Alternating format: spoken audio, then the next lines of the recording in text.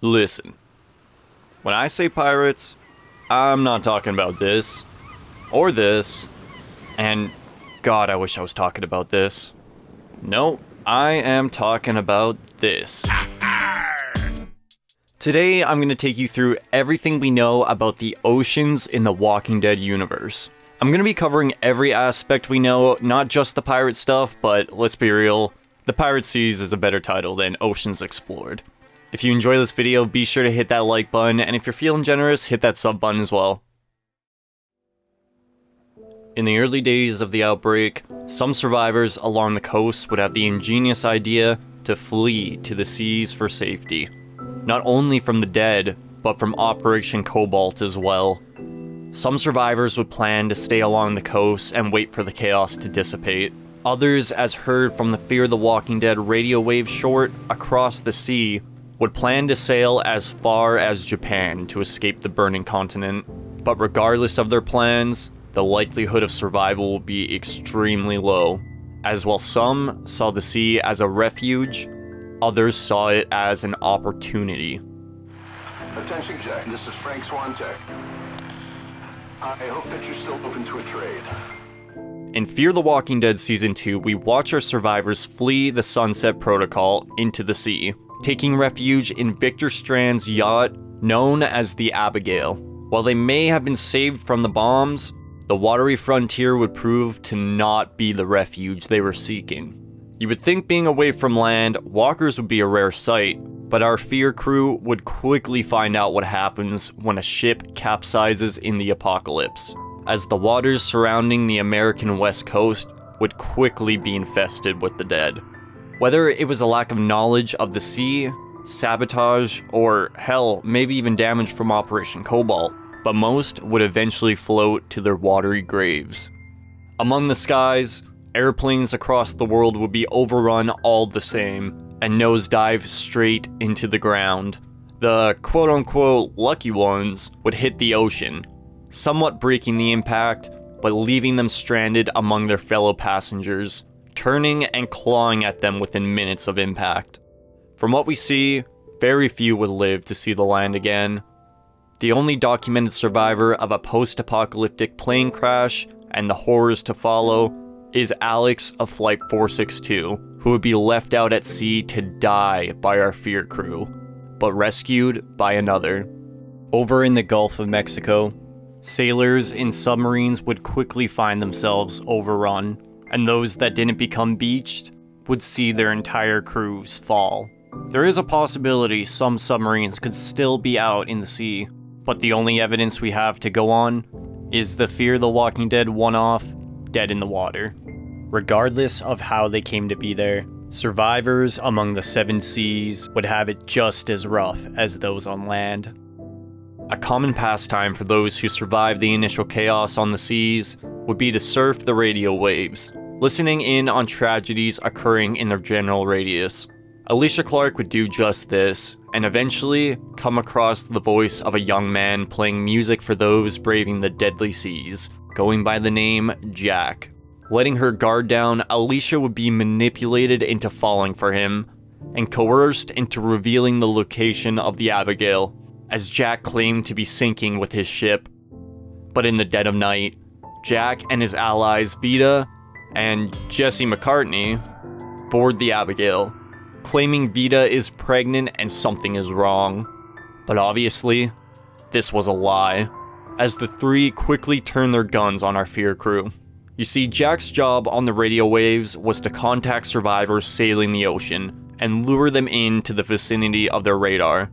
Based out of a dry-docked vessel, these plunderers would board and raid mid-sized ships, stealing their supplies and the boat itself if it was worth it. That's right.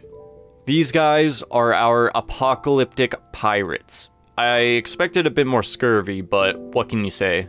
I want you and you're beautiful. The pirates would recruit into their ranks by listening in on the radio waves, rescuing lone survivors in life-threatening situations, making them feel indebted to them, such as the case for Alex from Flight 462. The leader of these plunderers was Connor. Not exactly the Blackbeard type. Connor was a somewhat reasonable yet greedy man who, evident from his cooking skills, must have been a chef pre-apocalypse, possibly working on the docked vessel he now uses as his base, and eventually recruited as many as a dozen people into his crew within a short time. We don't know a lot about him, but we do know he was not a brutal man, as he preferred to leave their victims at shore rather than kill them after raiding them. But his brother, Jesse McCartney... Shut up! Okay, I'll stop.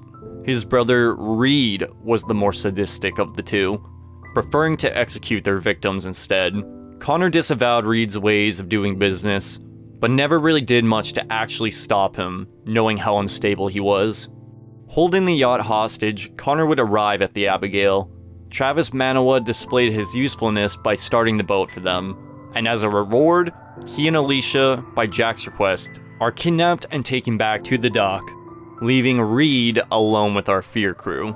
Like the sadist he is, he planned to execute them all before stealing the Abigail, but luckily, Nicholas Clark and Louise arrive in the nick of time, distracting Reed and giving Madison Clark the opportunity to stick a fucking crowbar through his back, now making Reed their hostage. Well. How the turntables... Now, Daniel Salazar was an El Salvadoran torturer in his past, so he is able to locate the pirates' base by getting Reed to expose how many boats they have, but in the process, unexpectedly discovers Reed is Connor's brother. Realizing they can use this information to trade for both Alicia and Travis, our crew sets sail towards the dock. Now, back at the pirates' base, Alicia is put to work, tracking down ships using the radar, just as Jack had done to her. However, Travis is put in a prison cell. Turns out, they didn't take him because he was useful. They took him by request of the Flight 462 survivor Alex, who blamed Travis for Strand leaving her to die at sea. Yeah, I don't know about that one. Alex had told Connor about the Abigail and how advanced the ship was, leading him to request Jack to lure them in, and it worked. Pulling into the pirate cove, Madison and Connor make contact, and Connor agrees to the terms of the trade. Oh god, what the hell was that? Chris Manawa, Travis's son, had shot and killed Reed, as he recently had lost his mother, leaving him vulnerable to manipulation, but lost control of himself instead. Reed turns as Chris missed his brain, leaving Daniel to have an idea. The trade can still work if they gag and beg the now Walker Reed, Holly style from the Walking Dead comics. On the dock, Connor says he'll give up Travis now, and Alicia once he sees his brother is okay. And although Madison agrees to the terms, she does nothing to stop the feeding frenzy as Connor along with a fellow pirate are bit in the chaos. Seeing everything go down from inside the vessel, Alicia takes a leap of faith, leaving Jack and the remaining pirates behind forever. Now, while I think the concept is really cool, I have to admit, the pirate arc is one of the weaker arcs of the Erikson era of Fear. That being said, however, the implications of this arc for the future could be extremely interesting. We don't see any pirate activity across the seas past this arc in Fear, but I think it's a huge possibility that other crews could be out there in other parts of the world, possibly mirroring the pirates of the 17th century as technology and fuel over the next coming years will become extremely scarce. Jack and the rest of the pirate crew were left alive. Is it possible they could have continued on with Connor's work? Well, it's hard to say, but if they did, I'd imagine they'd start resembling what you'd expect when you say the word pirate. AMC, I beg you, please give us a spin-off or Tales of the Walking Dead episode featuring modern-day pirates in the current timeline. Make them use wooden ships, give them eye patches, give them swords, go all the way with it. Over the years, I've seen a lot of comments of people saying if they were in this situation, they would simply find a boat and sail out to an island or something. But featuring a roaming band of pirates guarding the American coast would make a lot of sense and prove why that wouldn't be a safety cheat code. However, evident from Daryl Dixon episode 1, it appears piracy was not as much of an issue over in Europe in the early days, as we hear the recording of a man who sailed around Spain for 19 months with no issue. However, his boat was discovered damaged in France by Daryl, so who knows what fate fell upon him. Although we don't see any more pirates past this Fear arc, there are still plenty of mysteries to be explored across the oceans. Although the waters appear to be quiet by the modern timeline, coastal communities such as Oceanside would still regularly see waterlogged walkers march out of the sea and threaten their community. I imagine the waters would remain infested, as not only would the bodies from the early days remain floating, but more would be added over the years, as we see instances like in Season 10, where our main crew sends a mega horde floating down a river to be deposited back into the sea. Pirate activity seems to have dissipated quite a bit through the years as well, as we see Carol return from a multi-month fishing expedition with no issues from what we are told. But that being said, this does not mean the seas are quiet in the modern day. In episode 5 of Daryl Dixon, we follow Daryl as he temporarily works at a trading outpost in Maine, rounding up and collecting walkers for unknown reasons, in hopes of receiving more gas for his bike. One thing leads to another, and Daryl finds himself in a fight, leading him to become a prisoner himself. What's interesting, however, is that these traders end up putting Daryl on a giant shipping vessel, explaining how he got to France. But on this vessel, we see Daryl wiggle his way out and free the walkers aboard for a distraction. One of these walkers is a hybrid variant. From what we can tell, these hybrids are the only thing aboard being shipped besides the live prisoners. So this means there are factions trading experimented walkers between continents, using shipping vessels to get the job done.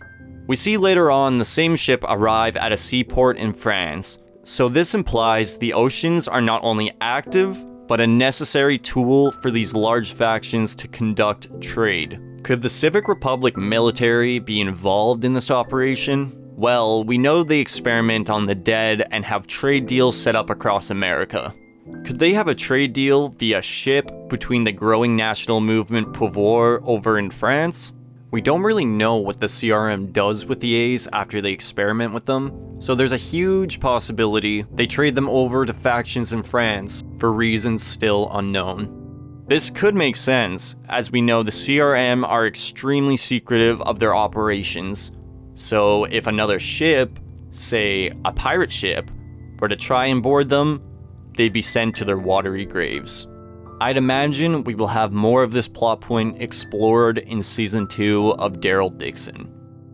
Alright folks, so that was the Oceans Explored. This is a very large franchise, so there's a huge possibility I could have missed something, so please let me know in the comments down below. Thank you so much for the support on all my recent videos, and if you like this one, be sure to hit that like button, and if you're feeling generous, hit that sub button as well. Thanks for watching.